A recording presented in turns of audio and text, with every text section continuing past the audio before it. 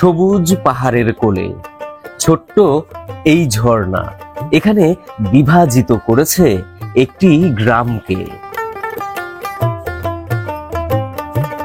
যার এক পারে বাঙালি মুসলমানদের টিনের ঘর, অন্য পারে মাটির দেয়ালে আঁকা শতাব্দীর জীবন চিত্র।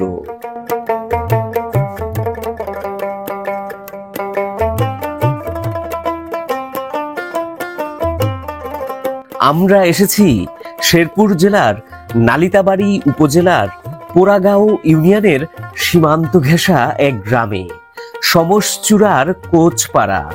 এখানে পাহাড় থেকে নেমে আসা ঝর্ণা গারো পাহাড়ের অপরূপ প্রকৃতির মাঝে মিশে আছে এক গভীর ইতিহাস, নিজস্ব ভাষা, সংস্কৃতি ও আত্মপরিচয় হারিয়ে ফেলা একটি জাতির জীবনের গল্প।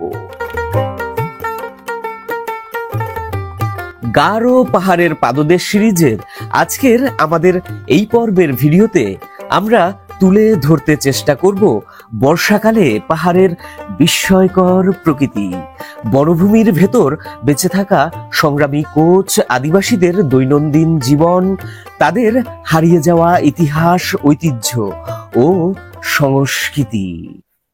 সুপ্রিয় দর্শক, শেরপুরের নালিতাবাড়ী উপজেলার ১ নং পোড়াগাঁও ইউনিয়নের রঞ্জনা ঝর্ণার পাড় থেকে আপনাদেরকে স্বাগত জানাচ্ছি। প্রিয় দর্শক, এই যে রঞ্জনা ঝর্ণাটা আপনারা দেখলেন, এটা মূলত ভারতের মেঘালয় পাহাড় থেকে প্রবাহিত হয়। এ কারণেই স্থানীয়রা এটাকে নদী না বলে ঝর্ণা বলে উল্লেখ করে। তো এই ঝর্ণার পাশেই রয়েছে এখানে একটি ছোট্ট গ্রাম, যে গ্রামটিকে বলা হয় সমসচূড়া।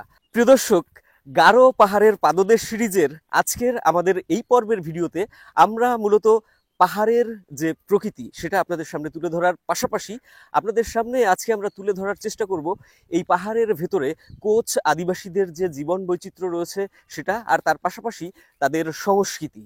তো চলুন দর্শক, আর কথা না বাড়িয়ে আজকের আমাদের এই পর্বের ভিডিওটা আমরা এখান থেকেই শুরু করছি।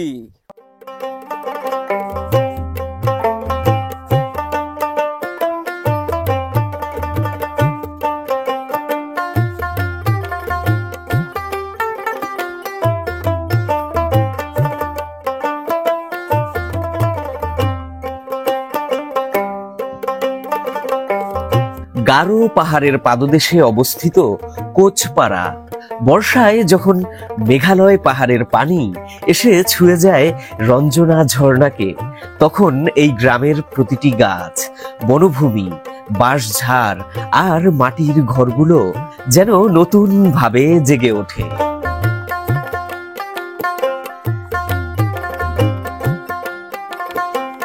নুড়ি পাথর চুয়ে কুলকুল করে নামতে থাকে পাহাড়ি পানি, যা বয়ে যায় গ্রামের ভেতর দিয়ে, আর ঝর্ণার পাশের বনভূমি সবুজে ভরে যায়।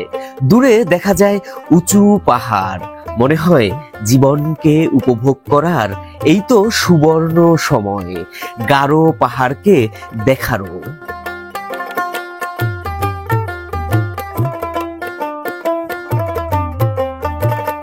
এখানে প্রকৃতি যেন উজাড় করে দিয়েছে তার সকল রূপ বৈচিত্র্য, তাই তো স্থানীয়রা ভালোবেসে নাম দিয়েছে নালিতাবাড়ির পাহাড়ি কন্যা।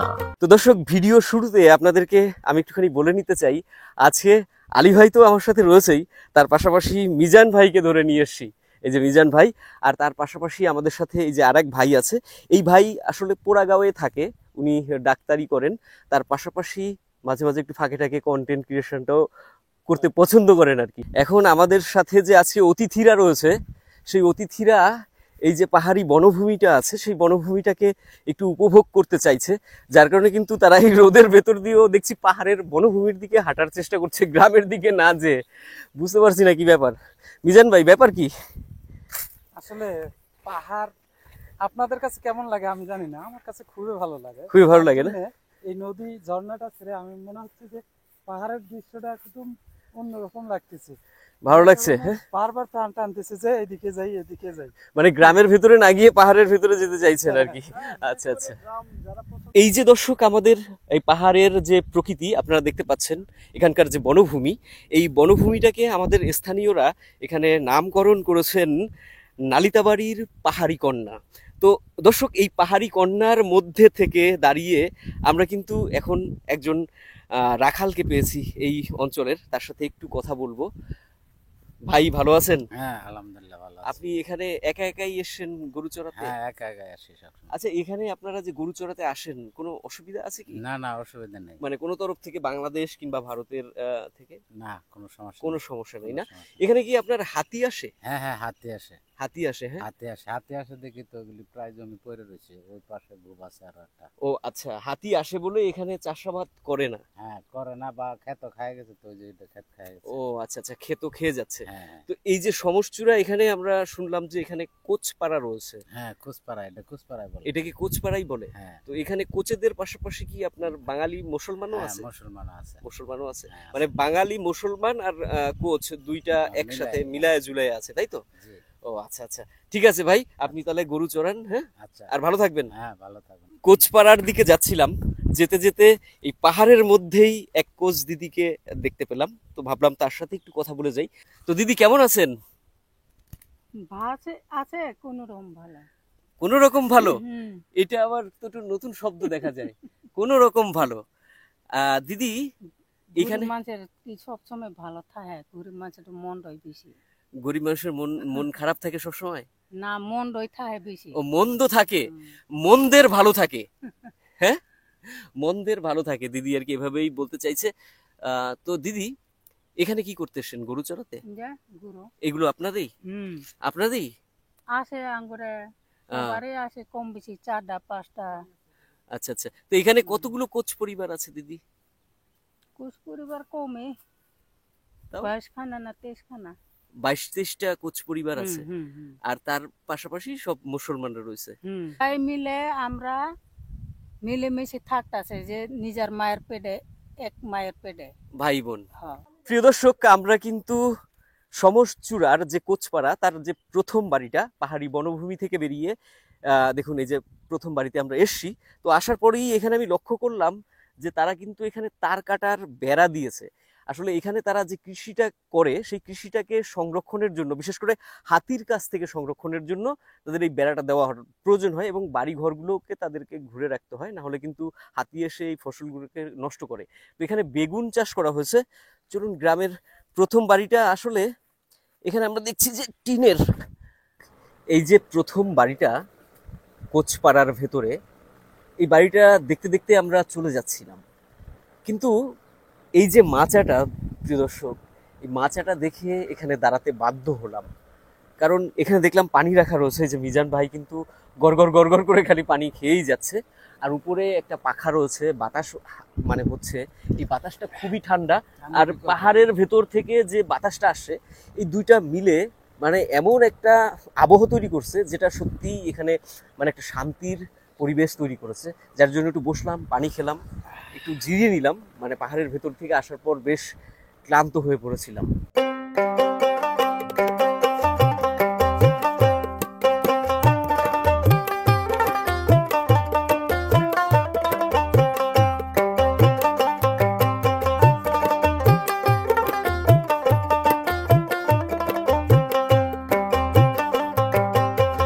প্রকৃতির এমন অপার সৌন্দর্যের আড়ালে এখানে রয়েছে এক কঠিন বাস্তবতা। কোচপাড়া গ্রামটি যেন তার জলজ্যান্ত উদাহরণ। শিক্ষা নেই, কর্মসংস্থান নেই, কেবল এই পাহাড়ি বনভূমির ওপর নির্ভর করে হাজার হাজার বছর ধরে টিকে আছেন তারা। অথচ এই জাতি একসময় ছিল শক্তিশালী শাসক।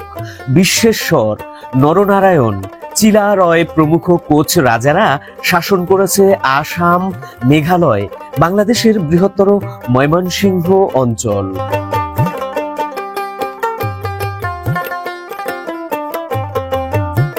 প্রকৃতি পূজারী এই জাতিগোষ্ঠী নিজেরাই গড়েছে নিজেদের জীবন ব্যবস্থা, কৃষিকাজ, শিকার, কাপড় বোনা থেকে শুরু করে অস্ত্র নির্মাণ সবই ছিল তাদের নিজস্ব। অথচ সেই সমৃদ্ধ জাতির কেন আজ এমন পরিণতি? ভাষা, সংস্কৃতি, ঐতিহ্য সব হারিয়ে কেন তারা আজ নিঃস্ব? চলুন জানতে চেষ্টা করি। প্রিয় দর্শক, এই দাদাকে পাইলাম, সে বাসার ভেতরে লুকিয়েছিল, কাজ করছিল। এটা আপনার বাসা দাদা? আপনার নামটা কি দাদা? অনিল চন্দ্র ঘোষ। অনিল চন্দ্র কোচ। আচ্ছা আচ্ছা। এখানে শুনলাম যে আপনার 20-25টার মতো বোধহয় কোচ রয়েছে। 22টা শরীর আছে। 22টা শরিক আছে। এটা মানে কোন দিকে রয়েছে? ওইদিকে আছে। ওইদিকে আছে মানে এই বাজারের দিকে। ও বাজারের দিকেও আছে, এই দিকে শেষ। হ্যাঁ, এইদিকে। আর ওই পেছনে একটা পরিবার মানে রয়েছে। জেলার বর্ডার। ও আচ্ছা। এখানে আপনারা চাষাবাদ করেন কোথায়? চাষাবাদ করে ওই পাশে আছে জমি। ওই পাহাড়ের ভেতরে? জি। আচ্ছা আচ্ছা। ওই জমিগুলো তো মানে আপনার সরকারি জমি? না, সরকারি না, রেকর্ড। মানে নিজস্ব রেকর্ড করা হ্যাঁ, জমি জি, আছে? জি। না, আমি আবার দেখেছি বিভিন্ন জায়গায় পাহাড়ের ভেতরে কি হয়, আপনার সরকারি জমিতেই চাষ করে, কিন্তু এক একজনে মানে আপনার এক একটা এরিয়া হিসেব করে নেয় যে আছে ওইভাবেও এই আছে। গ্রামের মানুষ তোমরা এত দূর আসবা, অমুক গ্রামের তোমরা এত দূর থাকবা, মানে এরা ভাগ বাটোয়ারা করে নেয় আর কি। মানে অনেক জায়গায় আছে এরকম ভাব আর কি। আমগো এলাকায় কাজ জমি অনেক কম। ও, এটা কোচপাড়া? জি, এটা আমরা এই জায়গার আদিবাসী একদম। হ্যাঁ, আপনারা তো আদিবাসী, একদম এটা তো পূর্ব থেকে। আমরা জানি। কোচপাড়া মানে সমচূড়া হ্যাঁ, কোচপাড়া? পশ্চিম সমস্যা। পশ্চিম সমচূড়া। জি। এই পশ্চিম সমচূড়ার ভেতরে কি মুসলমানও আছে নাকি? হ্যাঁ, মুসলমান আছে। মুসলমান কি কোচেদের থেকে বেশি নাকি? হ্যাঁ, বেশি। বেশি? হাতিতে বোধহয় উৎপাত করে? হ্যাঁ, হাতি অত্যাচার করে। হাতি আসে? ফসলা দেখায় কথা। ও, এটাই শুধু সমস্যা? হ্যাঁ, হ্যাঁ? সমস্যা। আবার ফসল না থাকলে রাত্রে ঘুম পাড়া যায় না, আচ্ছা। ঘুম জায়গা লাগে। এটা কি আপনারা মানে আপনার ওই এক এক দিন এক একজন এরকম সিস্টেমে পাহারা দেন? না, জাগর বাড়ির কাছে এক লাশ বড়ায় ওরা বেশি পাহারা দেয়। আর যাদের বাড়ি ভেতরে ওরা বেশি ওরা পাহারা- নিরাপদে। ওরা পাহারা কম দেয়? হ্যাঁ, পাহারা ও করে। আচ্ছা আচ্ছা। তাহলে তো ওরা ভালো আছে দেখা যায়। হ্যাঁ, ওরা অনেক-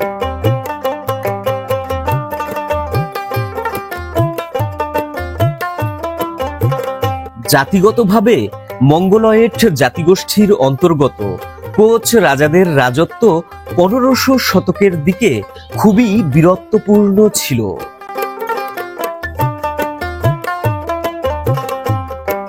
কোচেরা মোট 8টি ভাগে বিভক্ত। প্রতিটি শাখারই আলাদা গোত্র বা নিকানি আছে। গারো পাহাড়ের পাদদেশে বনভূমির ভেতর বসবাসরত এই জাতি গ্রহ, নক্ষত্র, বৃক্ষ, পানি ইত্যাদিকে পূজা করত। তারা হিন্দু ধর্মের ধারে কাছেও ছিল না।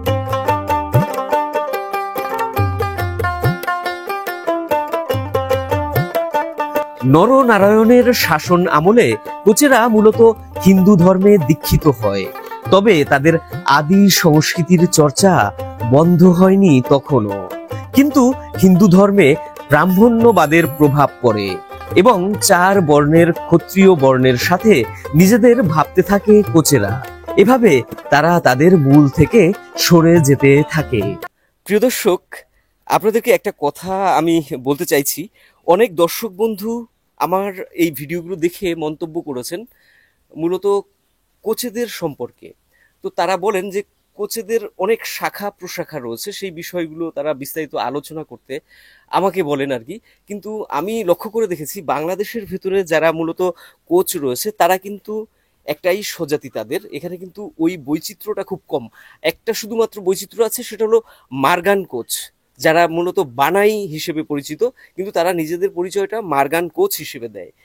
আর এই দাদারা যারা রয়েছেন ওনারা অধিকাংশই নিজেদেরকে হিন্দু ধর্মের বলে পরিচয় দেন। ওনারা, আপনারা সব হিন্দু ধর্মেরই দেবদেবীদের পূজা অর্চনা সবকিছু করেন, তাই না দাদা? তো ওনারা কিন্তু অ্যাকচুয়াল হিন্দুই, মানে কিন্তু ওনারা মূলত এক সময় যে ওনাদের নিজস্ব যে সংস্কৃতি ছিল, তাদের যে ভাষা ছিল, তাদের যে পূজা ছিল, সেগুলো থেকে অনেকটা বেরিয়ে মানে হিন্দুদের ধর্মের দিকে শিফট করে গেছে।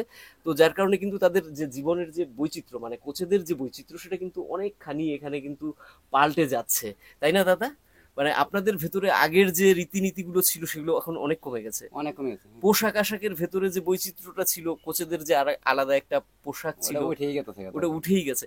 এখন কি কোচ ভাষায় আপনারা ঠিকঠাক মতো কথা বলতে পারেন? হ্যাঁ, নিজস্ব যখন কোচ নিয়ে চলি তখন কোচ ভাষায় কথা বলি। মানে এটাও ধীরে ধীরে ধীরে ধীরে কমে যাচ্ছে। কমে যেতেছে। হ্যাঁ, মানে কোচেদের যে মূলত মূল যে তাদের সংস্কৃতি, তারা কিন্তু সেই সংস্কৃতি থেকে বেরিয়ে বাংলাদেশের ভেতরে যে হিন্দু সংস্কৃতিটা রয়েছে সেটাকে কিন্তু তারা মূলত বেশিরভাগটাই গ্রহণ করে নিচ্ছেন, তাই না দাদা? এটা কেন দাদা, আপনাদের মূল সংস্কৃতি থেকে আপনারা সরে যাচ্ছেন কেন?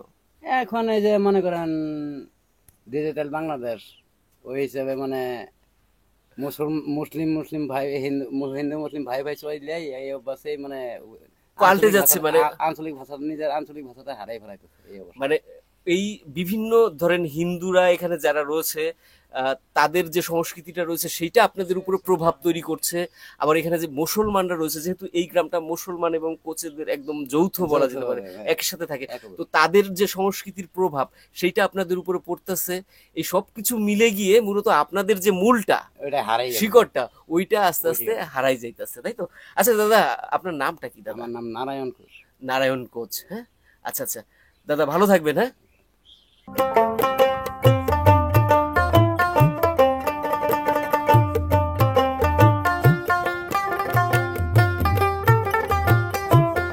সময়ের সাথে সাথে কোচ শাসকদের পতন ঘটে। 1947 সালে ভারত ভাগের পর বাংলাদেশের ময়মনসিংহ জেলার উত্তরের সীমান্তে গারো পাহাড়ে বসবাসরত কোচেরা কিছুটা তাদের স্বজাতি থেকে বিচ্ছিন্ন হয়। পাকিস্তানি পিরিয়ডে সংগঠিত 1950 এবং 1964 সালের দাঙ্গায় এই জাতি আরো ক্ষতিগ্রস্ত হয় এবং 1971 সালে বাংলাদেশ স্বাধীন হলে তারা একটি স্বাধীন ভূখণ্ডের নাগরিক হয় ঠিকই, কিন্তু ততদিনে অধিকাংশ বাংলাদেশে বসবাসরত কোচেরা ভারতে চলে যায়। প্রিয় দর্শক, পূর্বে এই কোচ জাতি একটি সমৃদ্ধ জাতি ছিল। আপনারা জানেন যে আমাদের এই যে ময়মনসিংহ বিভাগ, এই ময়মনসিংহ বিভাগের যে হালুয়াঘাট উপজেলা, সেই হালুয়াঘাট উপজেলার ভেতরে কোচেদের একটি রাজ্য গড়ে উঠেছিল।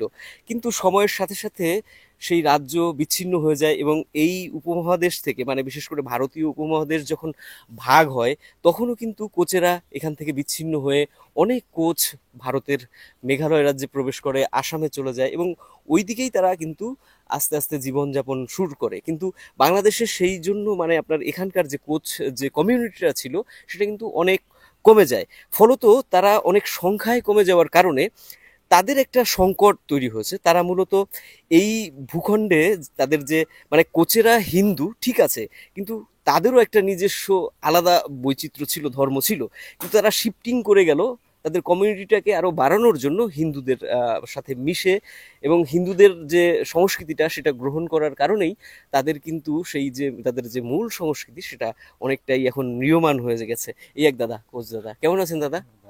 আপনার নাম কি দাদা? অনিন্দ্র কোচ। অনিন্দ্র কোচ। এখানে দাদা আপনার কে কে আছে? আমরা এলো 3 ভাই আছি। আচ্ছা আচ্ছা। আর 4 ভাই আছিল, এক ভাই গেছে ওই বড়রাংটিতে জামাই। ও রাংটিয়াতে থাকে? জি। ও আচ্ছা আচ্ছা দাদা, আপনাদের যে মানে আগের যে মানে কোচেদের যে মূল সংস্কৃতিটা ছিল, তারা যে আপনার এই যে ভূমি পূজা করতো কিংবা বিভিন্ন আগের যে আপনাদের যে সংস্কৃতি ছিল দেবদেবীর পূজা, ওই যে পূজাগুলো ছিল সেগুলো এখন আর করেন না?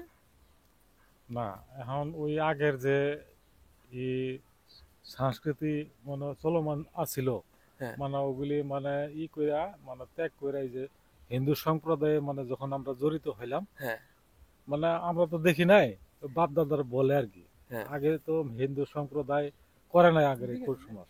না, হিন্দুদের থেকে আলাদা ছিল, টোটালটাই আলাদা ছিল। মানে কোচেদেরই একটা মানে কোচ বলে একটা আলাদা জাতি গোষ্ঠী ছিল এবং এই কোচরা কিন্তু সমৃদ্ধ ছিল। মানে তাদের আর কোচেরা কিন্তু অনেকেই এখনো জানে না, তাদের পূর্বপুরুষরা কিন্তু খুবই সংগ্রামী ছিল, যোদ্ধা ছিল। হ্যাঁ, এবং তারা কিন্তু কোচ রাজা, মানে আমাদের এই যে কোচ যেটা কোচবিহারের যে রাজা, সেই কোচ রাজার অধীনে কিন্তু সব আপনারা ছিলেন। তো সেগুলো তো পূর্বের কথা, বিচ্ছিন্ন হয়ে যাওয়ার কারণে অনেকেই জানে না মূলত। তো তাদের আপনাদের একটা আলাদা সংস্কৃতি ছিল, সেটা থেকে পরে আস্তে আস্তে হিন্দু ধর্মে আর কি শিফটিং করে যাওয়ার পর ওই পূর্বের যে আচার অনুষ্ঠানগুলো রয়েছে সেগুলো থেকে আপনারা একটু একটু করে বেরিয়ে যেতে শুরু করলেন।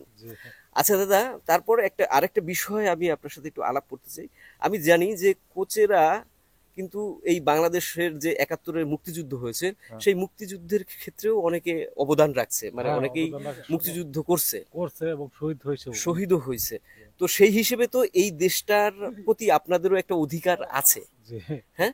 তো সেই হিসেবে আপনারা কি আপনাদের অধিকারটা পূর্ণাঙ্গ রূপে পান এই বাংলাদেশের ভূখণ্ডের ভেতরে? এখন পূর্ণাঙ্গ কিভাবে পাবো আমরা? এখন মনে করেন যারা যারা আমরা সংখ্যায় লঘু। লঘু, বুঝছেন, আমরা একটু মানে একটু নম্র ভাবে আগে থাকতে হয়। মানে একটু আলাদা। নিচু হয়েই আর কি বেঁচে থাকতে হয়। বেঁচে থাকতে মূলত হয়। নিজেদের যে দাবিটা সেগুলো ওই অর্থে আসলে বলাও অনেক সময় যায় না। যায় না। এছাড়া আমাদের ভিতরে এখনো ওই রকম কমিউনি- শিক্ষিত কথা কবার গেলে তো একটা শিক্ষিত প্রয়োজন হ্যাঁ, আছে। হ্যাঁ, হ্যাঁ। নিজের একটা ভাব প্রকাশ করতে হলে শিক্ষিত শিক্ষিত প্রয়োজন আছে। হওয়ার দরকার মানে আছে, ওই শিক্ষিতটা আমাদের জাতির মধ্যে এখনো মানে হয় নাই। নাই আর কি। নাই। আচ্ছা আচ্ছা, এটা সত্যিকার বাস্তব সম্মত আর কি। হ্যাঁ বুঝতে পারছি দাদা। আচ্ছা, তো ঠিক আছে দাদা, ভালো থাকেন। হ্যাঁ, আচ্ছা। তো দর্শক, আরেকটা প্রশ্ন আমি যখন কোচপাড়ায় আসি তখন আমার মনের ভেতরে জাগে যে কোচেদের মতো একটি সমৃদ্ধ জাতি যারা একসময় শাসক গোষ্ঠী হিসেবে পরিচিত ছিল, আজকে তাদের এরকম মানে মর্মান্তিক দুর্দশা আমাকে অনেক ভাবিত করে। প্রথমত তারা কিন্তু শিক্ষায় দীক্ষায় সবকিছুতেই এখন একটা পিছিয়ে পড়া জাতি। আর তার চাইতে যেটা মর্মান্তিক আমার কাছে যেটা মনে হয়, সেখানে তারা লক্ষ্য করে দেখছি যে তাদের যে মূল সংস্কৃতি, আপনারা দেখলেন যে এখানে যারা কোচ সম্প্রদায় রয়েছে তারাই কিন্তু বলছে তাদের সংস্কৃতি থেকে তারা ধীরে ধীরে ধীরে ধীরে বিচ্ছিন্ন হয়ে যাচ্ছে। আরেকটা বিষয় দর্শক, এই কোচ জাতি পূর্বের কথা আমি যদি বাদও দেই, ৭১-এ মুক্তিযুদ্ধে কিন্তু তাদের অবদান রয়েছে। অনেক কোচ কিন্তু মানে স্বাধীনতা যুদ্ধে শহীদও হয়েছে এবং এখনো অনেক আছেন যারা স্বাধীনতা যুদ্ধে সরাসরি মানে মুক্তিযোদ্ধা হিসেবে অংশগ্রহণ করেছে, কেউ কেউ মারাও যাচ্ছে ইদানিং শুনছি। তো যাই হোক, তো তারা যেহেতু বাংলাদেশের সন্তান, আমাদের এই পাহাড়ি বনভূমির ভেতরে তারা বসবাস করে, তারা আমাদের এখানকার আদিবাসী, তো সেই হিসেবে এই আদিবাসী জনগোষ্ঠীকে আমাদের দেশের ভেতরেও কিন্তু আমরা মূল্যায়ন করতে অনেকখানি ব্যর্থ হয়েছি বলা যেতে পারে। যদি আমরা তাদের পাশে থাকতাম, তাদেরকে যদি আরো অগ্রগতির জন্য শিক্ষায় দীক্ষায় এগিয়ে নেওয়ার মতো মানসিক পরিস্থিতি আমাদের থাকতো, তাহলে বোধহয় এই কোচ জাতিটা আরো একটু আগিয়ে যেতে সক্ষম হতো। তো প্রিয় দর্শক, আজকের আমাদের এই পর্বটা এ পর্যন্তই। প্রত্যাশা করি আপনাদের ভালো লাগবে। আমরা চেষ্টা করেছি এখানে যে কোচ আদিবাসীরা রয়েছেন তাদের বর্তমানে যে জীবন বৈচিত্র্য সেটা তুলে ধরার, আর তার পাশাপাশি এই যে নদী, মানে নদী না ঠিক ঝর্ণা, এই ঝর্ণার পাড়ে যে প্রকৃতি এবং এখানকার পাহাড়ি বনভূমির ভেতরে যে অপরূপ গারো পাহাড়ের দৃশ্য, সেই অপরূপ দৃশ্যগুলো আপনাদেরকে আমরা দেখানোর চেষ্টা করেছি। তো যদি দর্শক আপনাদের আমাদের এই ভিডিওটা ভালো লেগে থাকে তাহলে অবশ্যই একটা লাইক করে দিতে ভুলবেন না। আর লাইক করার পাশাপাশি কমেন্টস করে জানাবেন যে কেমন লাগলো আপনাদের এই ভিডিওটা।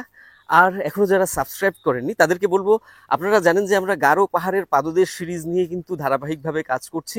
যদি এই পর্বগুলো আপনারা ধারাবাহিকভাবে উপভোগ করতে চান তাহলে সাবস্ক্রাইব করে আমাদের পাশে নিশ্চয়ই থাকতে হবে। অবশ্যই তো দর্শক, আজকের মতো বিদায় নেব। ভালো থাকবেন, সুস্থ থাকবেন, শুভকামনা শুভকামনা রইল।